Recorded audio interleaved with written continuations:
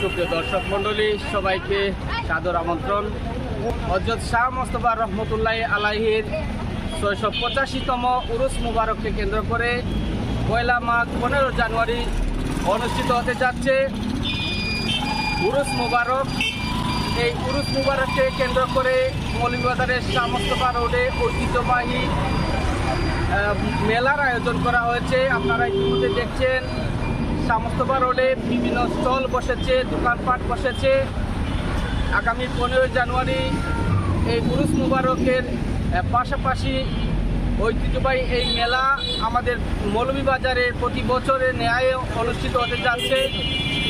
সুপ্রিয় দর্শক, হযরত শাহ মোস্তফা রহমতুল্লাহ বুখারী তিনি 360 আউলিয়ার সফর সঙ্গী হিসেবে এই মৌলভীবাজারে গমন করেছিলেন এবং ওনার মাজার শরীফ আমাদের মৌলভীবাজারের শাহ মোস্তফা রোডে দরগা এলাকায় অবস্থিত।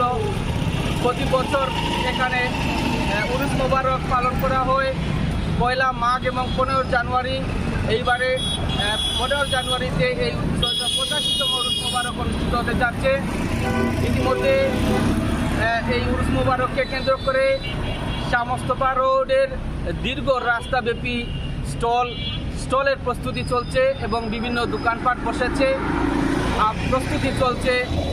আয়োজন বিভিন্ন জায়গা থেকে, দেশের বিভিন্ন প্রান্ত থেকে দোকান ব্যবসায়ীরা তারা স্টল বসান এবং 3 দিন ব্যাপী এই মেলা আয়োজন থাকে, অবস্থান করে। এবং 15 জানুয়ারি উরুস মোবারক অনুষ্ঠিত হবে। 14 জানুয়ারি ওনার স্মরণে মিলাদ মাহফিল, বিশাল একটি শিবির আয়োজন করা হয় এই উরুস মোবারককে কেন্দ্র করে। আমরা লক্ষ্য করছি মৌলভীবাজারের শাহ মোস্তফা রোড জমজমাট আয়োজন চলছে।